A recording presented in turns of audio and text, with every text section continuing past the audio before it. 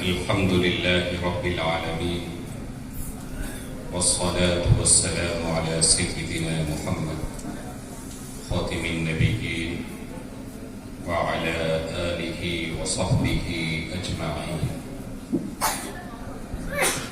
أما بعد،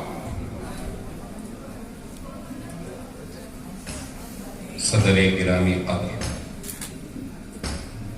اسٹیج پہ تشریف فرما محترم و معزز و منور شخصیات، سامعین گرامی مرتبت، آج کا یہ سیمینار ایک عظیم تاریخی، روحانی، علمی و ادبی شخصیت کے زیر عنوان منعقد ہو رہا ہے۔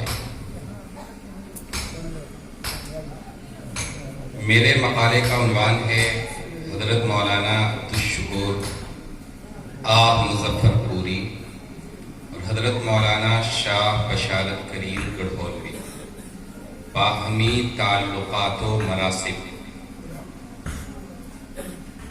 دو شخصیتیں ہیں، دونوں میں ہم عمری بھی ہے، رفاقت بھی ہے، اور ان میں سے ایک شخصیت دوسری شخصیت پہ قربان ہو جاتی ہے، ان کے قدموں میں ڈال دیتی ہے، ان سے بیعت و ارادت کا تعلق قائم کر لیتی ہے۔ یہ بیعت و ارادت کا تعلق قائم کرنے والی شخصیت کا نام مولانا عبدالشکور آ مظفر پوری ہے، اور جن سے تعلق قائم کیا گیا ہے وہ حضرت مولانا شاہ بشارت کریم گڑھولوی رحمۃ اللہ علیہ۔ حضرات، جن کے کردار سے آتی ہو صداقت کی مہک، جن کے کردار سے آتی ہو صداقت کی مہک، ان کی تدریس سے پتھر بھی پگھل سکتے ہیں۔ اور اسی مفہوم میں ماضی قریب ایک شاعر نے کہا کہ ایک پتھر کی بھی تقدیر سنور سکتی ہے، شرط یہ ہے کہ سلیقے سے تراشا جائے۔ تو سلیقے کی تراش خراش کے بعد جو شخصیت تیار ہوتی ہے وہ حضرت مولانا عبدالشکور مظفر پوری کی شخصیت ہے، اور تراشنے والی شخصیت اور جن کے کردار سے صداقت کی مہک آ رہی ہے وہ شخصیت حضرت مولانا شاہ بشارت کریم گڑھولوی رحمۃ اللہ علیہ۔ حضرات علماء کرام، منوروا کی سرزمین، منوروا شریف کی سرزمین پہ یہ باوقار سیمینار منعقد ہو رہا ہے، اور انتہائی مسرت کی بات ہے کہ عالی مرتبت علمی شخصیات ہمارے درمیان جلوہ افروز ہیں، ایک سے ایک ماہر صاحب قلم اور محققین و دانشور شخصیات جمع ہیں۔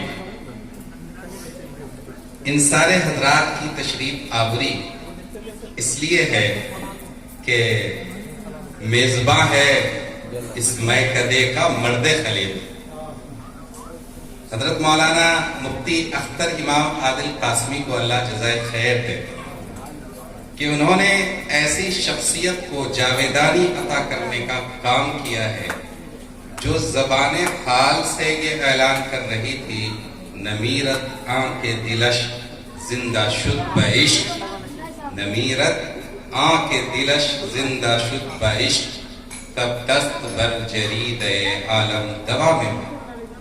یہ دوامی شخصیات تھیں، ضرورت تھی کہ عصری اسلوب میں جدید تقاضوں کے تحت ان کی سوانح اور ان کے حالات زندگی کو منصۂ شہود پہ لایا جائے، حاضرین کے سامنے، پڑھنے والوں کے سامنے، باحثین کے سامنے، وہ نقش راہ کا کام دے آنے والی نسلوں کے لیے۔ باعث مسرت ہے کہ یہ علاقہ ضلع سمستی پور اور اس سے متصل ضلع بیگو سرائے اور اس سے متصل ضلع دربھنگا، یہ ترہت کے مختلف حصے تھے ماضی میں۔ مولانا عبد الرحیم، مولانا عبد العزیز رحیم آبادی کا نام آیا۔ تاریخ میں ترہتی کے نام سے دو شخصیتوں کو جانا گیا۔ ایک ترہتی ہیں حضرت مولانا علامہ محدث جلیل علامہ محسن ابن یحییٰ ترہتی، ان کا تعلق بیگو سرائے کے خضر چک سے تھا، اور دوسرے محدث جو انہی کے ہم زمانہ ہیں بلکہ ان سے بعد میں ہیں، مولانا عبد العزیز صاحب محدث رحیم آبادی، انہیں بھی ترہتی کے نام سے جانا جاتا ہے۔ اور قابل ذکر ہے کہ علامہ مناظر حسن گیلانی رحمۃ اللہ علیہ، ہمارے استاد محترم حضرت مولانا مفتی ظفیر الدین صاحب کو بھی ترہتی کہا کرتے تھے۔ کئی خطوط میں انہوں نے ترہتی لکھا۔ تو ترہت کا یہ علاقہ پتہ نہیں، آج نام آتا ہے تو لوگ تلاش کرتے ہیں کہ یہ ترہت کہاں ہے، کہاں سے تعلق تھا۔ یہ اس وجہ سے ہوا کہ ہم نے ان حضرات کے نام کو ضائع کر دیا، جبکہ حکم دیا گیا تھا نام رفتگاں ضائع مت ہو۔ جو گزر چکے ہیں ان کے نام کو یاد رکھو، ان کے کارنامے کو یاد رکھو۔ علامہ ترہتی وہ شخصیت ہے کہ ان کی شرح آفاق کتاب الیانی الجلی فی اسانید الشیخ عبد الغنی عالم عرب میں شائع ہو رہی ہے۔ کسی کی سند صحیح طور پہ معلوم نہیں ہو سکتی جب تک کہ ان کی کتاب کا حوالہ نہ آ جائے، اور ہم نے بھلا دیا۔ ایسی ہی دو عظیم شخصیات حضرت مولانا قطب الہند احمد حسن منوروی رحمۃ اللہ علیہ اور مولانا ان کے والد بزرگوار مولانا عبدالشکور مظفر پوری رحمۃ اللہ علیہ، یہ شخصیتیں ہیں، ان کو یاد رکھنا چاہیے۔ اور کتنی عظیم شخصیتیں تھیں۔ شاہ بشارت کریم گڑھولوی رحمۃ اللہ علیہ، بہت سارے حضرات جانتے نہیں ہیں۔ اس کے لیے سب سے بڑی شہادت جو میں سنانا چاہتا ہوں، آپ حضرات کے گوش گزار کرنا چاہتا ہوں، وہ مائناز محقق و مورخ علامہ سید سلیمان ندوی رحمۃ اللہ علیہ لکھتے ہیں، حضرت شاہ بشارت کریم گڑھولوی رحمۃ اللہ علیہ کے بارے میں ان کی ایک کتاب کا تذکرہ ہے، حسن العبادی، ایسے بزرگ کے فیض قلم کا نتیجہ ہے جن کے انفاس قدسیہ کی نسبت سے ہر چیز بجائے خود متبرک معلوم ہوتی۔ علامہ مناظر حسن گیلانی رحمۃ اللہ علیہ نے تحریر فرمایا ہے کہ وہ ایک عظیم بشارت تھی۔ حضرت کا طرز یہ ہے کہ جملوں سے میں اشارات ہوتے، وہ ایک عظیم بشارت تھی جو اکرم الاکرمین کی جانب سے عارف ربانی حضرت مولانا حافظ و قاری محمد بشارت کریم نور اللہ مرقدہ کی شکل میں بہار کو عطا کی گئی۔ لوگوں نے سمجھا کہ صرف ایمان کی بشارت تھی، دین کا مزدہ تھا، لیکن خواص جانتے ہیں کہ ایمان و عرفان کے ساتھ اس ذات میں علم و حکمت کا کیسا سرچشمہ چھپا ہوا تھا۔ حضرت مولانا فخر الدین گیامی رحمۃ اللہ علیہ سابق صدر جمعیت علماء بہار فرمایا کرتے تھے اپنے والد کے حوالے سے کہ اعلیٰ حضرت فرمایا کرتے تھے کہ میں نے ایک بنایا مگر اپنے سے بہتر بنایا۔ مرشد گواہی دے دے اپنے مسترشد کے بارے میں کہ وہ مجھ سے بہتر ہیں، اس سے بڑی گواہی اور کیا ہو سکتی ہے۔ یہی معاملہ حضرت شاہ بشارت کریم گڑھولوی کا ہے کہ انہوں نے مولانا عبدالشکور مظفر پوری کو اس طریقے سے نوازش کی کہ ان کی خطوط سے اندازہ ہوتا ہے کہ ایک پیر اپنے مرید کو خط نہیں لکھ رہا ہے بلکہ ایک مسترشد اپنے مرشد کو خط لکھ رہا ہے۔ آپ کے درمیان تعلقات کی نوعیت کیا تھی؟ اس کی شروعات جامع العلوم مظفر پور سے ہوتی ہے، پھر کانپور میں رفاقت رہی، اور اس کے بعد پھر پوری زندگی کی رفاقت ہو گئی، اور اتنی ہی نہیں بلکہ حضرت شاہ بشارت کریم گڑھولوی رحمۃ اللہ علیہ نے جو وصیت کی نماز جنازہ پڑھانے کی، وہ اپنے اسی مسترشد کے لیے وصیت کی۔ یہ سب سے مضبوط محبت کا ثبوت ہے کہ ایک پیر اپنے مرید کے بارے میں یہ کہے کہ فلاں سے جنازے کی نماز پڑھوانا، یہ اخلاص کے اوپر مبنی کام ہو سکتا ہے، اس میں کوئی ریاکاری نہیں ہو سکتی، اس لیے کہ مرنے موت کے تصور سے انسان حقیقت پسند ہو جاتا ہے۔ حضرت رسول کریم صلی اللہ علیہ وسلم نے ارشاد فرمایا، اذکروا ہادمۃ اللذات، لذتوں کو توڑنے والی چیز موت کو یاد کیا کرو۔ تو لیکن جنازے کی نماز کی وصیت فرما رہے ہیں، اور کن کے لیے فرما رہے ہیں؟ مولانا عبدالشکور صاحب کے لیے فرما رہے ہیں۔ اس کے علاوہ ان کے آپس میں تعلقات کی نوعیت کیا تھی، اس کو جاننے کے لیے ہمارے پاس آپ کے خطوط کا جو مجموعہ ہے، اس میں 2 درجن سے زائد خطوط ہیں جو جنت الانوار میں مولانا محمد ادریس زکا گڑھولوی رحمۃ اللہ علیہ نے شائع کیا ہے، اور 23 خطوط ہیں۔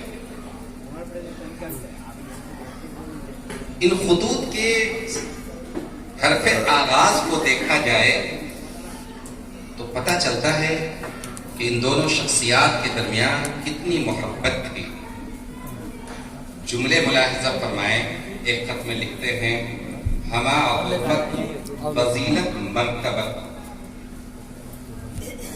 خلت آیات بارک اللہ فی احوالی، کہیں لکھتے ہیں فضیلت دستگاہ خلت پناہ گرامی نامہ مودت کے وصول، بعد وصول کے فرحت شمول سے ممنون و مسرور ہوا، عنایت نامہ کرم فرما ورود ہو کر باعث مزید بر مزید دعا گوئی کا ہوا۔ ایک جگہ لکھتے ہیں ہما عطوفت و خلت فضیلت مرتبت، یہ کون لکھ رہے ہیں؟ پیر صاحب لکھ رہے ہیں اپنے مرید کو۔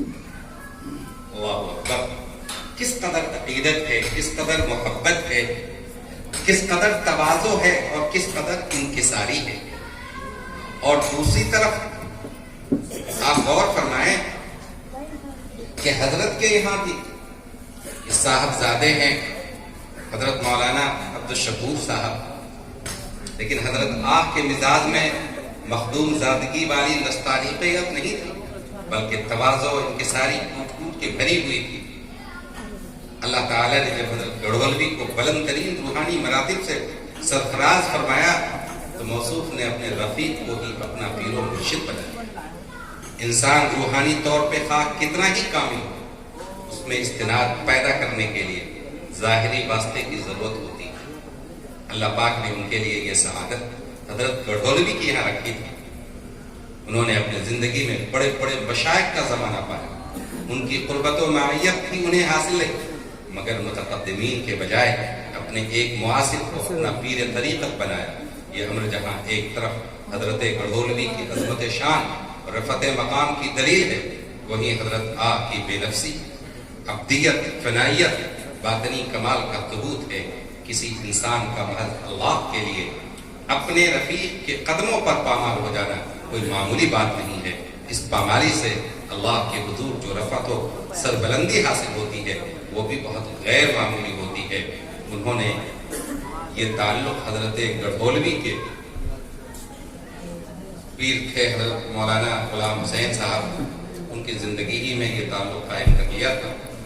اس طریقہ سے میں نے بتایا کہ جنازے کی نماز پڑھانے کی وصیت کی، اور آخری بات جو میں کہہ کر کے رخصت ہونا چاہتا ہوں، حضرت مولانا قاری فخر الدین صاحب کے ذکر کردہ مندرجہ ذیل واقعہ سے دونوں بزرگوں کے اکابر کے مابین مبنی پر اخلاص و للہیت مستحکم تعلق کی بھرپور عکاسی ہوتی ہے۔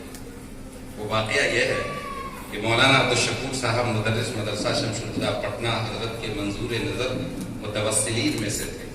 ایک مرتبہ حاضر ہوا تو اپنی ایک تقریر اور اس کے مضامین کا ذکر کیا۔ جب یہ چپ ہوئے تو حضرت حسب عادت تھوڑے سکوت کے بعد ٹھنڈی سانس کھینچ کر بولے، ابھی آپ تقریر کرتے ہی ہیں؟ پھر تھوڑے سکوت کے بعد فرمایا، کر ضبط فغاں پر یاد نہ کر، تاخیر دکھا تقریر نہ کر، کر ضبط فغاں پر یاد نہ کر، تاخیر دکھا تقریر نہ کر۔ تقریباً 2 سال پہلے ایک نوٹ بک میں مولانا عبدالشکور صاحب مدرس مدرسہ شمس الہدیٰ پٹنہ کا مذکورہ واقعہ اور اس کے ساتھ وہ مصرع جو حضرت گڈولوی نے پڑھا تھا لکھا ہوا ملا، اس کو پڑھ کر دیر تک لطف اٹھاتا رہا۔ پھر خیال آیا کہ اس اجمال کی کچھ تفصیل ہونی چاہیے، حضرت گڈولوی نے کیا فرمایا، وہ کیا چاہتے تھے، اور بعض تقریر و تبلیغ و اصلاح کے سلسلے میں ان کا مسلک کیا تھا۔ اس مختصر واقعہ اور مصرع سے یہ واضح نہیں ہوتا، بلکہ جو لوگ حضرت کے رنگ طبع سے واقف نہیں ہیں ان کو اس اجمالی واقعہ سے کچھ غلط فہمی بھی ہو سکتی ہے۔ یہ خیال آنا تھا کہ من جانب اللہ اس موضوع پر کچھ اشعار موضوع ہو گئے جن سے حضرت گڈولوی کی رنگ طبع کی روشنی میں ان کے اس فرمان کی پوری وضاحت ہو جاتی ہے، یعنی پوری نظم پڑھنے پر پتہ چلے گا کہ حضرت گڈولوی کیا چاہتے تھے اور کیا فرما رہے ہیں۔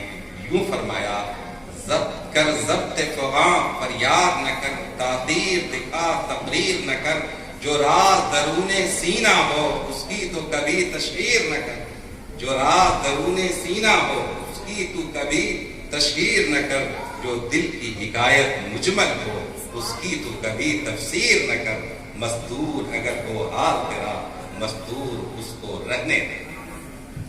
خلاصہ یہ ہے کہ حضرت آہ مظفر پوری اور حضرت بشارت کریم گڈولوی کے مابین مضبوط اور مستحکم دیرینہ و مخلصانہ مراسم تھے جو تا حیات فریقین کی طرف سے جاری رہے۔